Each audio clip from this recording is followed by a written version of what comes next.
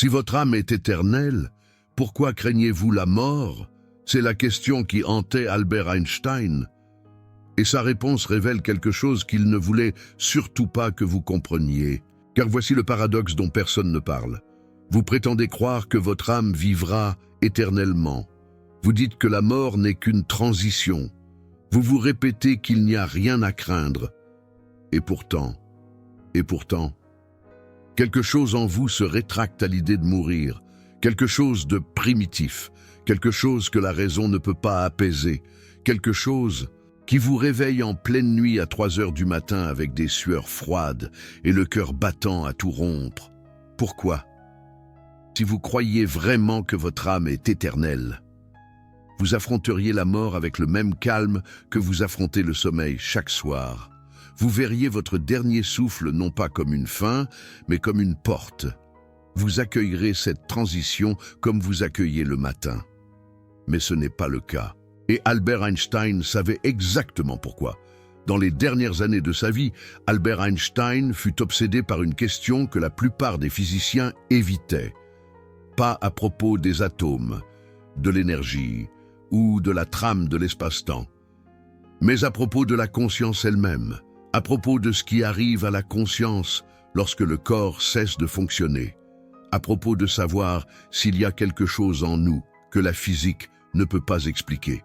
Ce qu'il a découvert a changé tout ce qu'il croyait. Voyez-vous, Albert Einstein n'était pas un homme religieux au sens traditionnel du terme. Il rejetait l'idée d'un Dieu personnel qui répond aux prières et juge les âmes. Il rejetait ce qu'il appelait les peurs et l'égoïsme absurde des âmes faibles qui ont besoin de croire au paradis pour faire face à la mortalité. Mais voici ce qu'ils ne vous disent jamais. Albert Einstein ne s'est pas arrêté là. Il n'a pas simplement rejeté la religion et tourné le dos. Il a continué à creuser, il a continué à poser des questions. Et ce qu'il a trouvé était beaucoup plus troublant que tout ce que les églises ou les scientifiques étaient prêts à admettre. Laissez-moi vous expliquer. En 1950, Albert Einstein a écrit une lettre qui n'était pas destinée à être publiée. Elle était adressée à un père en deuil nommé Robert Dubois, dont le fils était récemment décédé. Dans cette lettre, Albert Einstein a révélé quelque chose d'extraordinaire. Il a écrit « Un être humain fait partie d'un tout, que nous appelons univers, une partie limitée dans le temps et l'espace. Il se vit lui-même, ses pensées et ses sentiments comme quelque chose de séparé du reste. Une sorte d'illusion d'optique de sa conscience. Illusion d'optique. Albert Einstein disait à ce père en deuil que la séparation que nous ressentons par rapport à l'univers n'est pas réelle, que la frontière entre votre corps et tout le reste est une illusion créée par votre conscience, que vous n'êtes pas un être séparé regardant le cosmos. Vous êtes le cosmos se regardant lui-même. Mais si c'est vrai, si la séparation est une illusion, alors qu'est-ce qui meurt exactement lorsque votre corps cesse de fonctionner? Albert Einstein a continué. Cette illusion est une sorte de prison pour nous, nous limitant à nos désirs personnels et à l'affection pour quelques personnes qui nous sont proches. Notre tâche doit être de nous libérer de cette prison en élargissant notre cercle de compassion pour embrasser toutes les créatures vivantes et toute la nature dans sa beauté. Une prison. Albert Einstein décrivait votre sens de vous-même, votre sentiment d'être un individu séparé, comme une prison, une cage construite par votre propre conscience. Et la mort, dans cette compréhension, n'est pas la destruction de quelque chose de réel. C'est la dissolution de quelque chose qui n'a jamais vraiment été là en premier lieu. Réfléchissez-y. La peur de la mort est la peur de perdre quelque chose qui n'existe pas. La terreur que vous ressentez, c'est la prison qui essaie de vous convaincre que les barreaux sont réels. Votre ego hurlant que cela compte, qu'il est séparé, qu'il sera détruit. Mais Albert Einstein a percé l'illusion à jour, et voici où cela devient encore plus troublant. En mars 1955, un mois seulement avant sa propre mort, Albert Einstein a reçu une nouvelle dévastatrice. Son ami le plus proche depuis 50 ans, un homme nommé Michel Besson, était décédé. Ils avaient travaillé ensemble à l'Office suisse des brevets. Ils avaient discuté de physique et de philosophie pendant des décennies. Michel Besson avait été la caisse de résonance des plus grandes idées d'Albert Einstein, y compris la théorie de la relativité. Albert Einstein était dévasté, mais la lettre qu'il a écrite à la famille de Michel Besson contenait un message qui a déconcerté les chercheurs depuis. Il a écrit « Maintenant, il a quitté ce monde étrange un peu avant moi. Cela ne signifie rien. Les gens comme nous, qui croient en la physique, savent que la distinction entre le passé, le présent et le futur n'est qu'une illusion obstinément persistante. Relisez cela. La distinction entre le passé, le présent et le futur n'est qu'une illusion obstinément persistante. » Albert Einstein ne parlait pas métaphoriquement. Il n'offrait pas un réconfort vide. Il décrivait ce que ses propres théories de la physique lui avaient révélé, que le temps lui-même, la chose même qui fait que la mort ressemble à une fin, n'est pas ce qu'il semble être.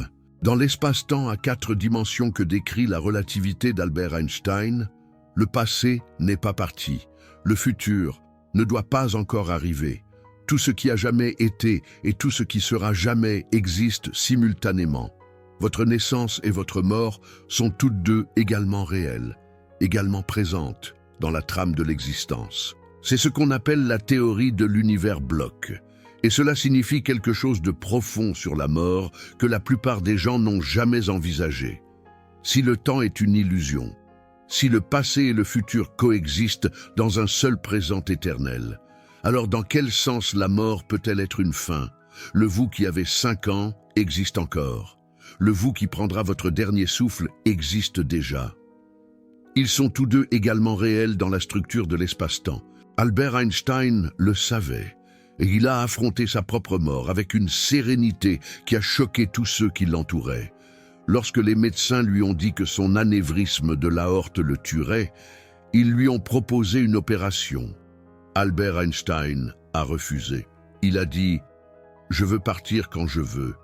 C'est de mauvais goût de prolonger la vie artificiellement. J'ai fait ma part. Il est temps de partir. Je le ferai avec élégance. » Ce n'était pas l'attitude d'un homme qui avait peur de l'anéantissement. Ce n'était pas quelqu'un qui s'accrochait à l'existence avec une terreur désespérée. C'était quelqu'un qui avait percé l'illusion à jour et qui avait compris ce que la mort signifiait vraiment. Mais voici la question qui devrait vous tenir éveillé la nuit. Si Albert Einstein a percé l'illusion à jour, pourquoi craignez-vous encore la mort? Qu'est-ce qui en vous refuse d'accepter ce que la physique a révélé? Pourquoi la terreur primitive persiste-t-elle même lorsque vous comprenez intellectuellement que le moi est une illusion et que le temps est une illusion persistante?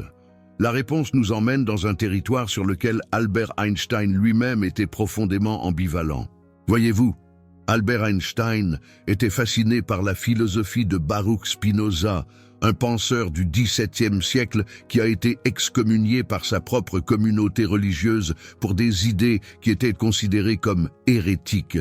Albert Einstein a dit « Je crois au Dieu de Spinoza, qui se révèle dans l'harmonie de tout ce qui existe, et non à un Dieu qui se soucie du sort et des actions de l'humanité. » Mais que croyait réellement Spinoza? Spinoza affirmait que Dieu et la nature sont une seule et même chose, qu'il n'existe qu'une seule substance dans l'univers, et que tout, y compris votre esprit et votre corps, sont des expressions de cette unique substance.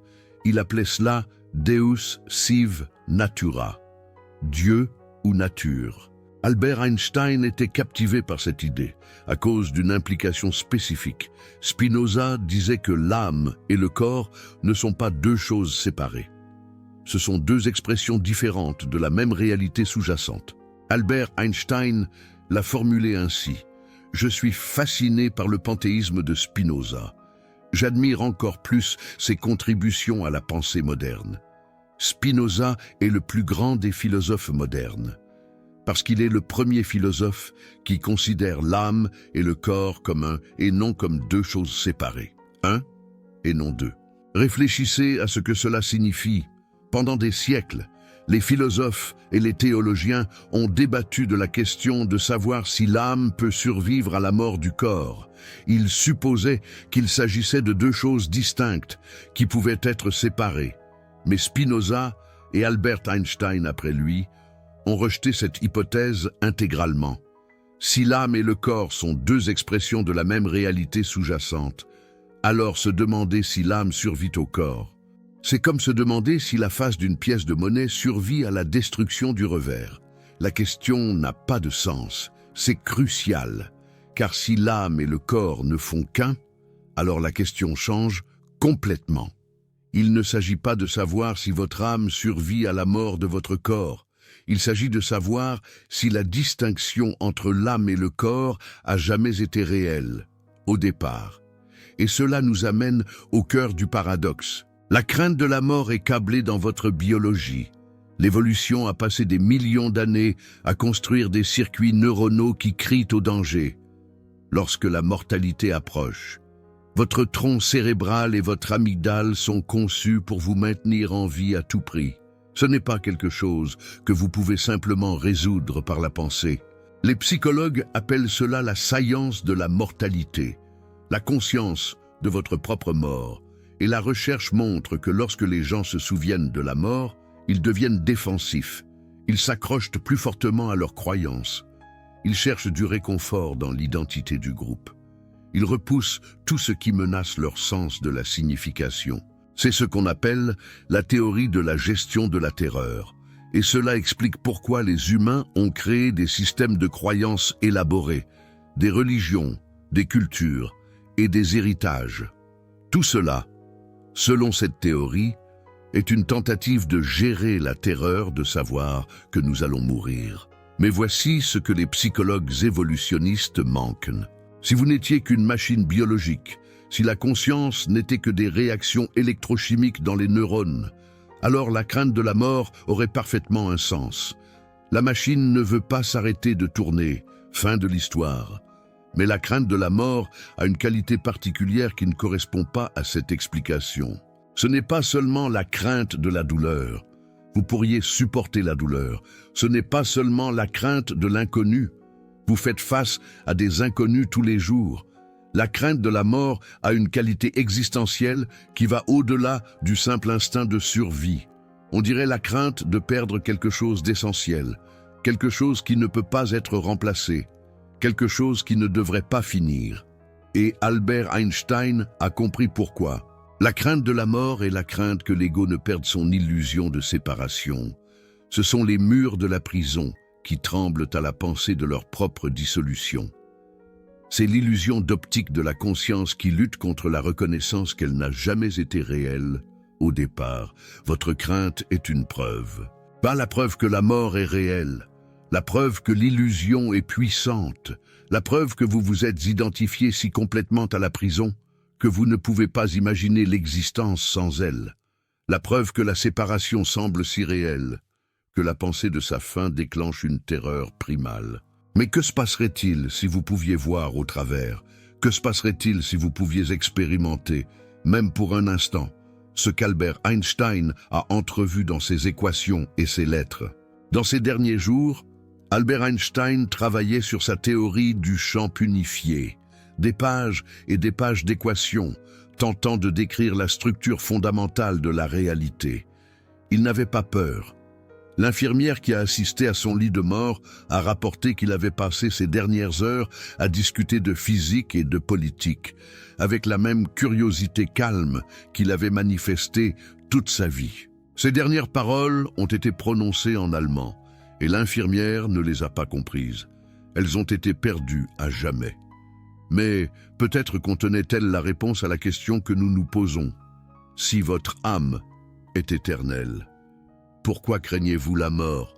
Parce que vous avez oublié ce que vous êtes. Albert Einstein a écrit « Il n'y a que deux façons de vivre votre vie. L'une est de vivre comme si rien n'était un miracle.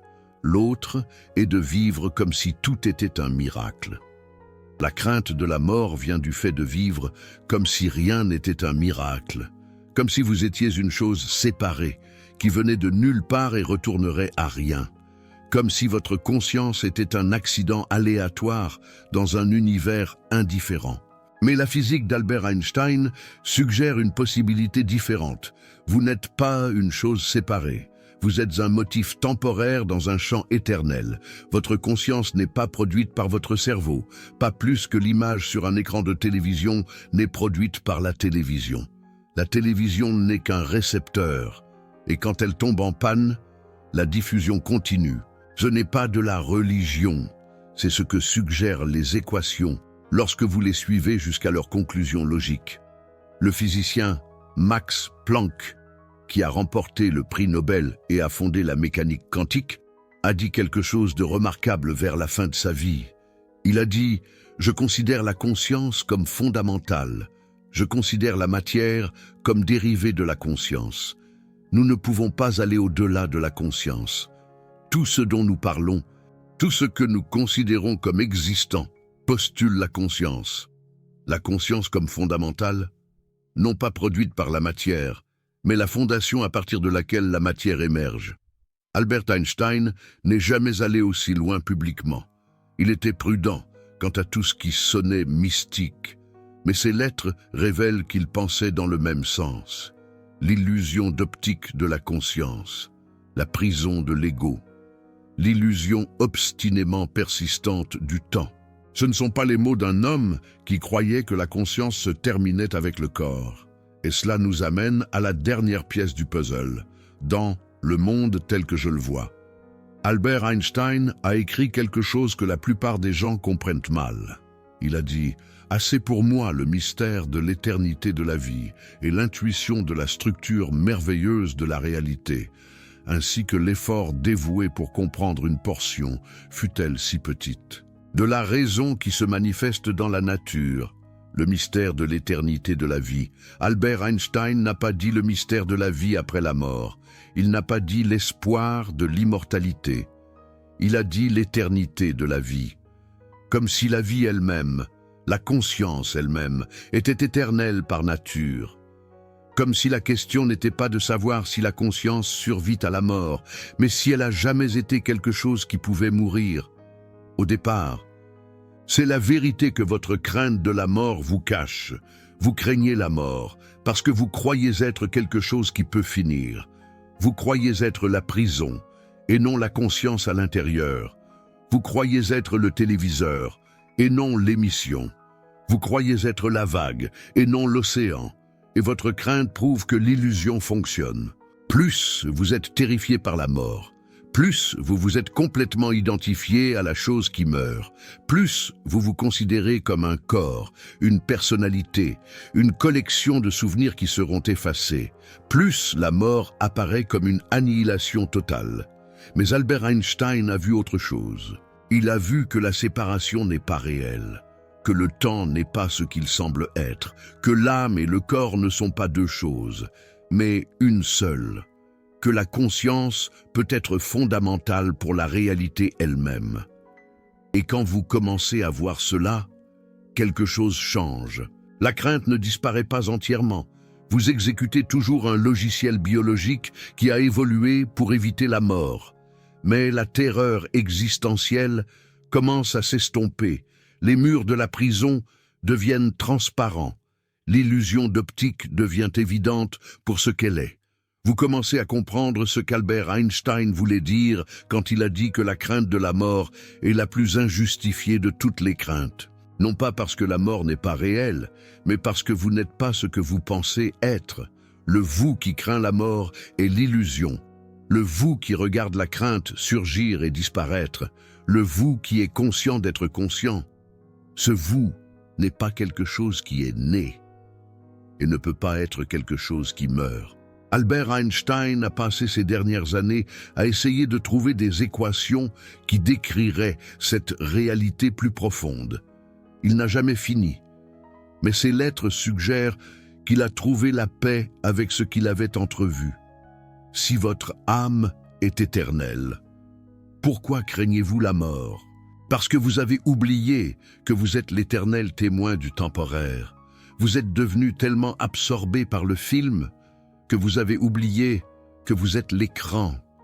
Vous vous êtes tellement perdu dans le rêve que vous avez oublié que vous êtes le rêveur. Mais la crainte elle-même est un rappel.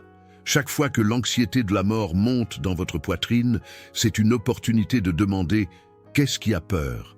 Qu'est-ce qui exactement ne veut pas finir? Et cette chose est-elle ce que je suis vraiment ?» Albert Einstein a posé ces questions et ses réponses, éparpillées dans des lettres, des essais et des conversations, pointent vers quelque chose d'extraordinaire.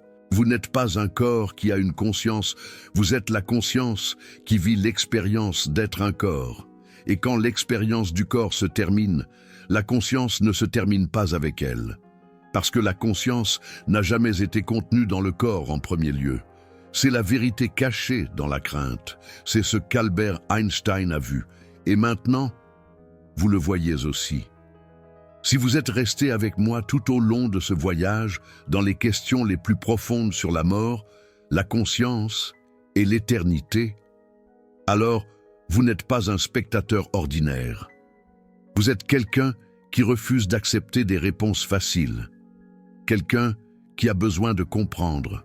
Les chaînes qui explorent ces questions honnêtement sont constamment soumises à la pression de se conformer, de simplifier, de dire aux gens ce qu'ils veulent entendre. Mais vous et moi savons que la vraie compréhension nécessite d'aller plus loin. Lorsque vous cliquez sur le bouton « Super merci » sous cette vidéo, vous ne soutenez pas seulement une chaîne.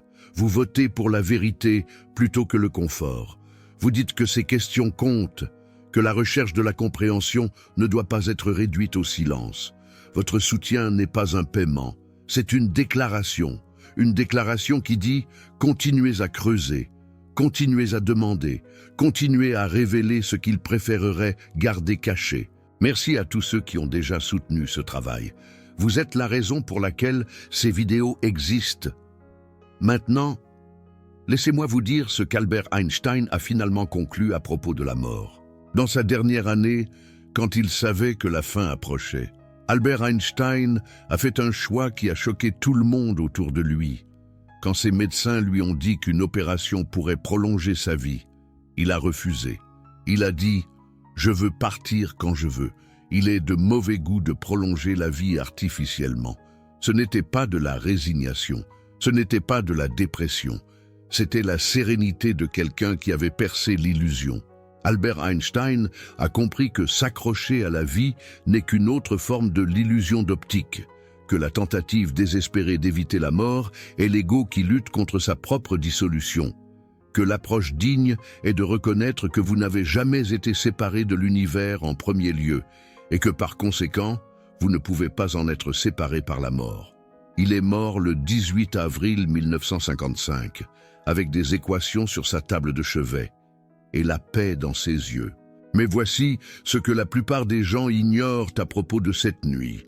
Le cerveau d'Albert Einstein a été retiré lors de l'autopsie, et pendant des décennies, des scientifiques l'ont étudié à la recherche de la source de son génie. Ils ont mesuré sa taille, son poids et sa structure. Ils ont compté les neurones et cartographié les connexions. Ils ont cherché la base physique de la conscience extraordinaire. Ils n'ont rien trouvé d'inhabituel. Le cerveau qui avait révolutionné la physique, qui avait entrevu la nature du temps, de l'espace et de l'énergie, était anatomiquement ordinaire. Ses lobes pariétaux étaient légèrement différents et certaines régions étaient plus densément connectées. Mais rien qui puisse expliquer sa conscience extraordinaire, rien qui puisse rendre compte de l'esprit qui avait vu la structure cachée de l'univers. Quoi que ce soit qui ait fait d'Albert Einstein ce qu'il était, quoi que ce soit qui lui ait permis de voir ce que les autres ne pouvaient pas voir, n'a pas été trouvé dans le tissu. Le pathologiste qui a pratiqué l'autopsie, Thomas Leclerc, a conservé le cerveau pendant des décennies. Des scientifiques du monde entier ont demandé des échantillons. Ils l'ont analysé avec tous les outils disponibles. Et pourtant, le mystère est resté. Comment cet organe d'apparence ordinaire a-t-il produit une conscience aussi extraordinaire? Ou peut-être la question elle-même est-elle fausse? Peut-être que le cerveau n'a pas du tout produit la conscience d'Albert Einstein. Peut-être qu'il n'a fait que canaliser quelque chose qui existait avant et continue d'exister après. Ce n'est pas une preuve de quoi que ce soit, mais c'est un rappel que la conscience reste le plus grand mystère, que malgré toute notre technologie, nos scanners et nos analyses, nous ne savons pas réellement comment la matière produit la conscience, ou si elle le fait tout court. Peut-être qu'Albert Einstein avait raison, peut-être que la conscience n'est pas produite par le cerveau, mais reçue par lui. Peut-être que le corps est un dispositif de réglage qui permet à la conscience éternelle de se concentrer sur une expérience temporaire. Et peut-être que la mort n'est pas la fin de la conscience, mais la fin de ce réglage particulier. Vous ne le saurez jamais avec certitude, pas avant d'y arriver vous-même. Mais vous pouvez savoir ceci: la crainte de la mort est basée sur des hypothèses qui peuvent ne pas être vraies. La certitude que vous vous terminez lorsque votre corps se termine n'est pas une connaissance, c'est une croyance. Et les propres croyances d'Albert Einstein, développées au cours de décennies de pensée rigoureuse, suggèrent quelque chose de très différent. Vous n'êtes pas une chose temporaire qui a peur de finir. Vous êtes la conscience éternelle, oubliant temporairement ce qu'elle est, et votre crainte est l'oubli. Alors, quand vous sentez cette étreinte froide dans votre poitrine à 3 heures du matin, quand la mortalité pèse sur votre conscience d'un poids suffocant, souvenez-vous des mots d'Albert Einstein. La distinction entre le passé, le présent et le futur n'est qu'une illusion, obstinément persistante. Vous faites partie d'un tout, appelé par nous l'univers. L'âme et le corps ne font qu'un, pas deux. La crainte de la mort est la plus injustifiée de toutes les craintes. Ce ne sont pas des platitudes religieuses. Ce sont les conclusions d'un des plus grands esprits de l'histoire humaine. Un homme qui a refusé les réponses faciles, qui a exigé des preuves, qui n'aurait jamais accepté le réconfort au détriment de la vérité. Si Albert Einstein a pu affronter la mort avec sérénité, peut-être que vous le pouvez aussi, pas en faisant semblant que la crainte n'existe pas, mais en perçant l'illusion qu'il a créée, en reconnaissant que ce que vous êtes vraiment n'est jamais né et ne peut donc pas mourir, en comprenant que l'illusion d'optique de la conscience n'est juste que cela, une illusion. Et peut-être, le plus important, en vous posant la question qu'Albert Einstein n'a cessé de poser jusqu'à son dernier souffle: qu'est-ce qui est réellement ici? Qu'est-ce qui expérimente réellement ce moment? Et cette chose, est-elle quelque chose qui pourrait un jour prendre fin? La réponse vous attend. Elle a toujours attendu. Il suffisait d'arrêter de croire la crainte. C'est la question qui divise tout. Soit Albert Einstein avait raison, et votre crainte de la mort est basée sur une illusion, soit il avait tort, et la mort est vraiment la fin de tout ce que vous êtes. Que croyez-vous? Commentez. Éternel. Si quelque chose en vous reconnaît la vérité dans les mots d'Albert Einstein, si vous sentez, même un instant, que la crainte ne pointe pas vers quelque chose de réel, et commentez mortel. Si vous pensez que ce n'est qu'un réconfort philosophique face à une réalité terrifiante, si vous croyez que la conscience s'arrête vraiment quand le cerveau cesse de fonctionner, et dites-moi, avez-vous déjà eu un moment où la crainte de la mort s'est soudainement dissipée, quand vous avez entrevu, même brièvement, que peut-être vous n'êtes pas ce que vous pensez être? Je lis chaque commentaire dans les 2 premières heures, et la conversation qui se déroule ici est souvent plus précieuse que la vidéo elle-même, parce qu'il ne s'agit pas d'avoir raison. Il s'agit de chercher ensemble. Il s'agit de poser les questions que la plupart des gens ont trop peur de poser. Votre commentaire pourrait être ce qui aide quelqu'un d'autre à percer sa propre crainte. Alors, partagez votre vérité, quelle qu'elle soit.